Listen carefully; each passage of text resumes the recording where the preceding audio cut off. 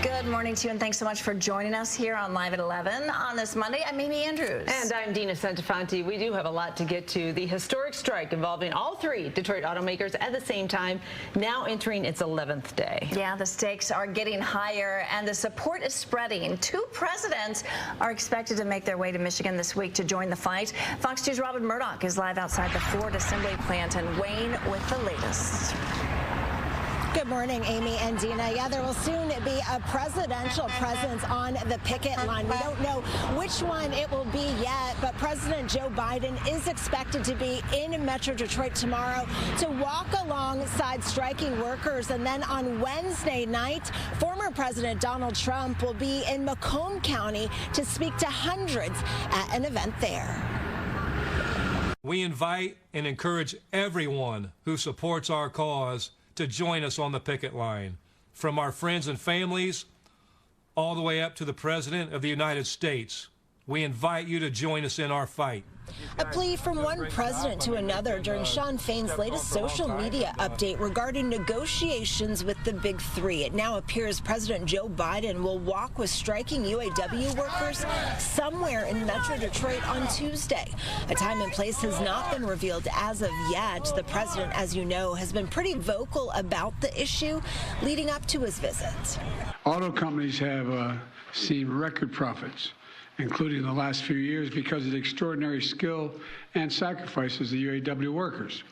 But those record profits have not been shared fairly, in my view, with those workers. About 13% of the union's 146,000 members are currently on strike, a strike that is now entering its 11th day. The effort has gotten significantly larger since Friday, when Union President Shawn Fain expanded the walkout. Previously, it was just 3 facilities, including Ford Michigan Assembly here in Wayne. He's now added 38 General Motors and Stellantis parts distribution sites in 20 states. President Biden is proud to be the most unapologetically pro-worker, pro-union president we've had, and that's going to be on display, I think, when he's on those picket lines. Additional Ford sites were not targeted due to progress in their contract talks with the union when it comes to profit-sharing, job security, and those tiers. Another high-profile politician will also make a Michigan trip this week. Former President Donald Trump is expected to meet with roughly 500 striking UAW workers on Wednesday night when he speaks at Drake Enterprises, an auto supplier in Clinton Township. Well, I think it's good that they're lending the support, but as long as they're not just coming to get votes, you know what I mean? And that's what some of the people are talking about, you know? So to come and support us is a great thing. I think it's a great thing that they're going to do that. Now, former President Donald Trump will miss his second Republican presidential debate to come to Michigan to speak with UAW workers on Wednesday night. Of course, stay with us right here at Fox 2 News on air as well as online for the very latest on both visits. For now, we are reporting live outside the Ford Michigan Assembly Plant here in Wayne. I'm Robin Murdoch for Fox 2 News.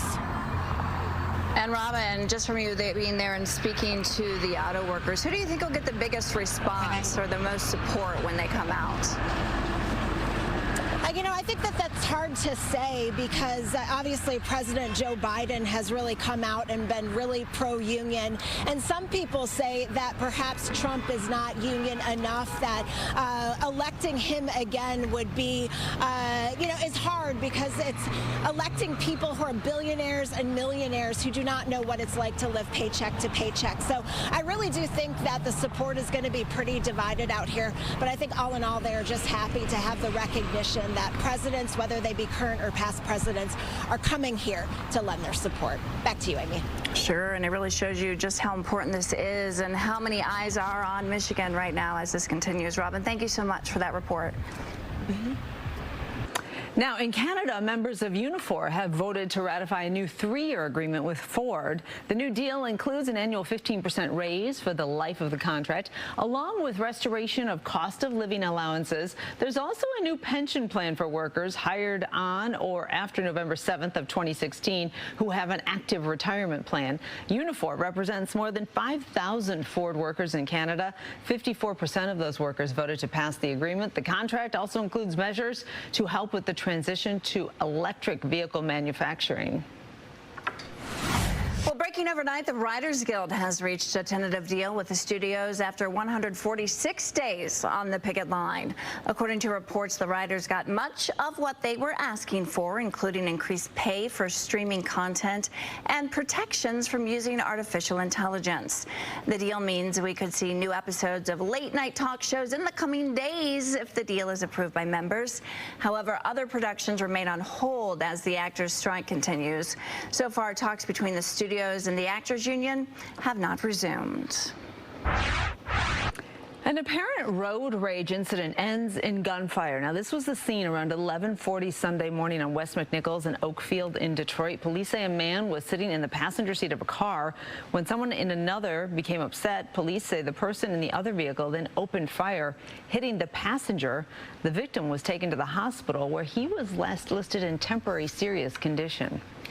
Well, Dearborn police say they've arrested a third suspect in the murder of a local business owner. 29-year-old Hassan Salami was with his girlfriend at a restaurant on Ford Road last Tuesday night. As the couple was leaving, Hassan was shot and killed. His girlfriend was not hurt. It's believed he was targeted for his luxury Mercedes. Police quickly taking two suspects into custody Wednesday morning. They were charged Friday with multiple counts, including murder. A third suspect was arrested over the weekend. We are getting our first look at the effort to bring a couple of wanted men into custody. This is just unbelievable, Dina. This happening in Monroe earlier this month. The suspects wanted for shooting two people and stealing a car. Both men eventually caught and facing charges. Fox 2's Camila Miri shows us the dramatic video from the officer's point of view. Get out of the car. Help.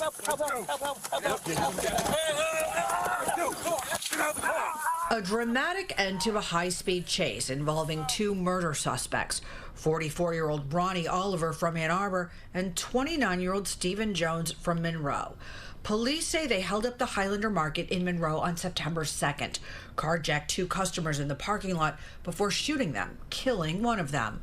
A few hours later, the stolen truck was spotted by Ohio State Highway Patrol, parked at a rest area near Bowling Green, Ohio. Police, stop! Stop! Instead of stopping, the suspects led police on a high-speed chase that lasted more than 20 minutes. Speed's 100, 176 southbound. They're just driving all over the road. They're intentionally running vehicles off the road. He's got a gun out the window. I'll back off a little bit. You got somebody with you, take him out. I can't right now. They're going straight down. At this point, it does not matter. As long as you've got a unit close to you for backup, take them out. But that was easier said than done. Bowling Green, they're pointing a gun.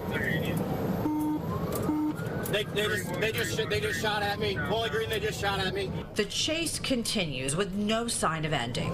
As long as you've got enough units with you, take him out. I got two behind me and sheriff.